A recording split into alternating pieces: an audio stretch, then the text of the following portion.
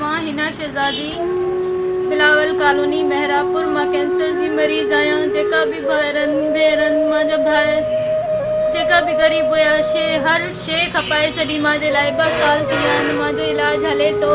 मां बाहूं ॿधी अर्ज़ु थी कयां जेका भाइर भेनरूं आहिनि मुंहिंजी मदद कनि ख़ुदा वास्ते।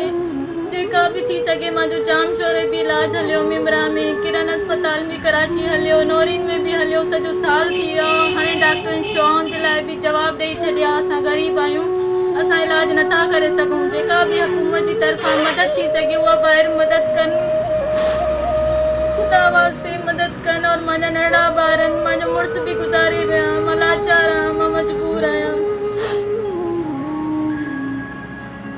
हर शइ असां पंहिंजे घर जा टपड़ खपाए छॾिया। मुंहिंजे भाइरनि मुंहिंजा नंढा मासूम ॿार आहिनि। मां लाचार आहियां, मुंहिंजी मदद कई वञे। मेहरापुर बिलावल कॉलोनीअ जी रहवासण बेवा हिना शहज़ादी कोटड़ी कबीर प्रेस क्लब में अची बाहूं ॿधींदे साहिफ़िन खे ॿुधायो त 1.5 साल खां कैंसर जहिड़े मोज़ी मर्ज़ में मुब्तला आहियां। मुंहिंजो मुड़ुस ऐं पीउ फोत थी विया आहिनि। 4 नियाणियूं आहिनि। कैंसर जो इलाज जाम शोरो कराची ऐं नवाबशाह मां करायो आहे। जॾहिं त डॉक्टर घर जो अलाह तरह घबराए छॾियो आहे। पोइ बि बीमारीअ ते कंट्रोल थी न आहे सघियो। डॉक्टर चवनि था त 1 साल अञा इलाजु हलंदो।